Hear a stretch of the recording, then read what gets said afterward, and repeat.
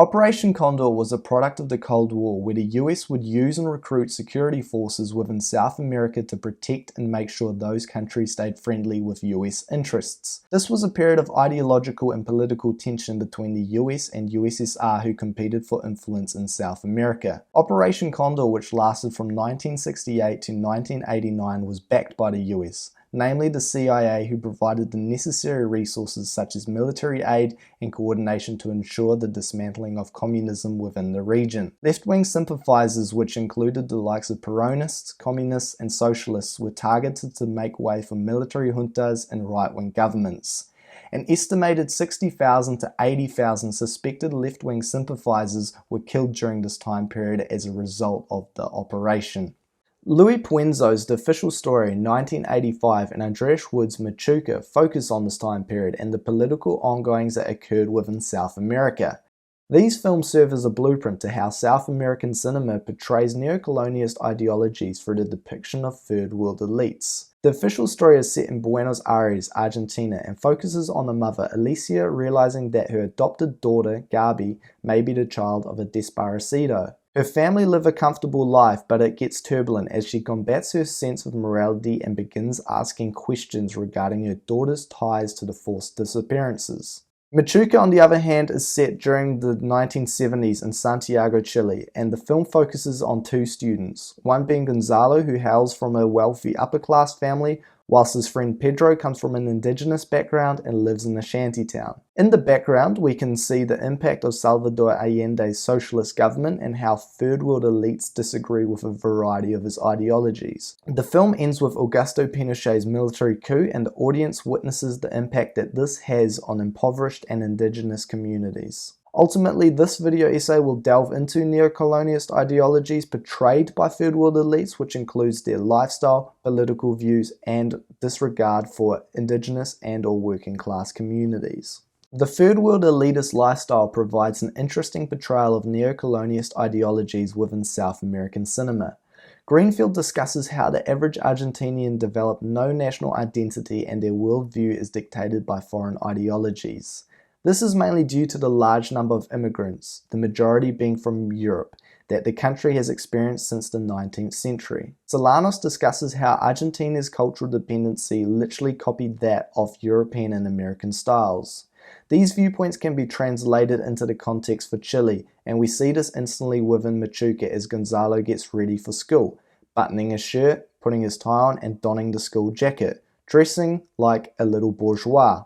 The reflection in the mirror is a mechanism of self-identification, and the visual logic of the scene is important because it shows that class is one of the defining elements of Gonzalo's identity. The bike and the Adidas sneakers, which belong to Gonzalo, are commodities that also symbolize money and class, but they stand symbolically for ownership of means of production, capital, and its circulation. These views also correlate with that of The Official Story, which focuses on a wealthy family. They have a consumerist lifestyle as the family often attends fancy dinners, wears luxury clothing, as well as going to the lengths of taking a child from a desaparecido to fit in the mold of an Americanized nuclear family, a process which Elisa is unaware of. The family social circle also presents this westernized ideology as it is composed of other wealthy couples, which includes a US businessman and a general, all beneficiaries of the elite-friendly corrupt economic policies of the military government. Political views are particularly apparent within South American cinema and presents neocolonial ideologies through the depiction of third world elites. Holland states when discussing The Official Story that Operation Condor was for the beneficiaries, the military, the elites, the foreign investors, and those who identify ideologically with the state's objectives.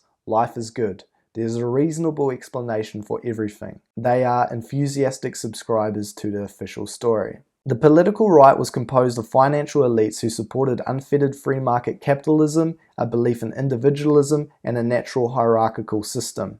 This is seen in The Official Story through Enrique, Roberto's younger brother, as well as being a widower and a small businessman bankrupted by Argentina's military economic policies. La guerra que ganaste vos con los de tu bando, ¿quién la perdió? ¿Sabés quién la perdió, hermano? Los pibes. Los pibes como los míos. Porque ellos van a pagar los dólares que se afanaron. Y los van a tener que pagar no comiendo y no pudiendo estudiar. Machuca, on the other hand, also depicts this through the Infante family. The apparent paradox, however, is that Gonzalo's father is a supporter of the Allende government. Para Chile lo mejor es el socialismo, pero para nosotros no. Bueno, no todavía.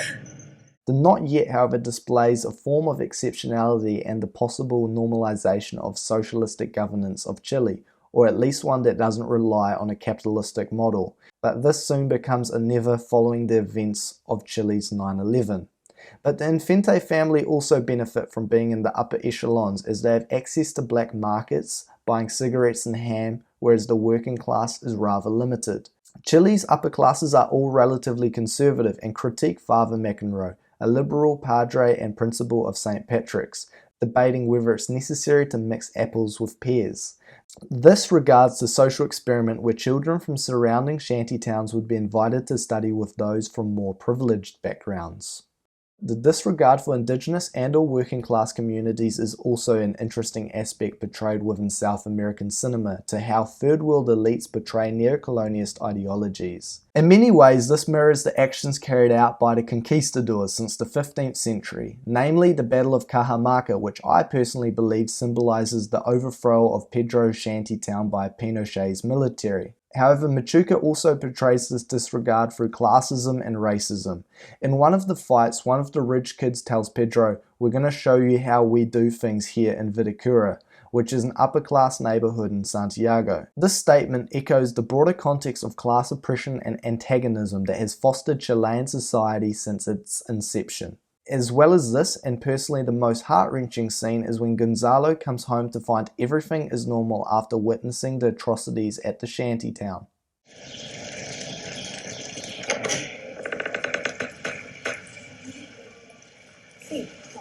Hola, Lucy. Hola, Gonzalito.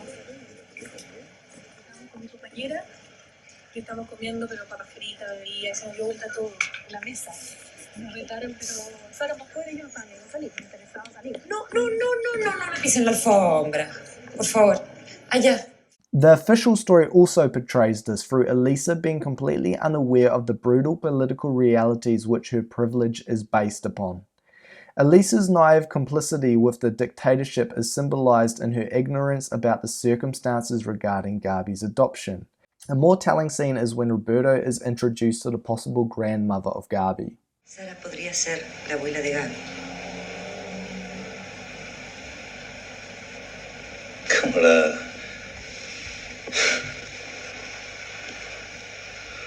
Vos estás completamente loca. ¿Pero qué es esto? ¿Una trampa? En mi propia casa. ¿En qué te estás convirtiendo, infeliz? ¿Te das cuenta de lo que estás haciendo? ¿Qué te pasa? ¿Tenés miedo? ¿Qué querés? ¿Qué querés? ¿Librarte de la nena? ¿Eso querés? No tenés necesidad de regalársela a la primera loca que encontré por la calle.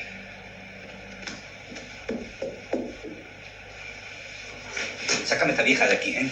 Sácame esta vieja de mi casa. ¡Sácala de aquí!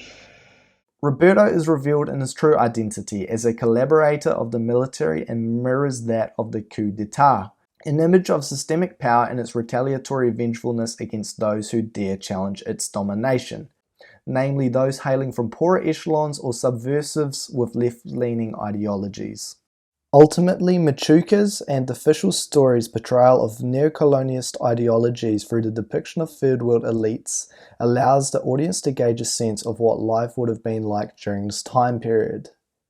The effects of Operation Condor are still felt today, with groups such as the Mothers of Plaza de Mayo marching 40 years on and demanding justice for the forced disappearances.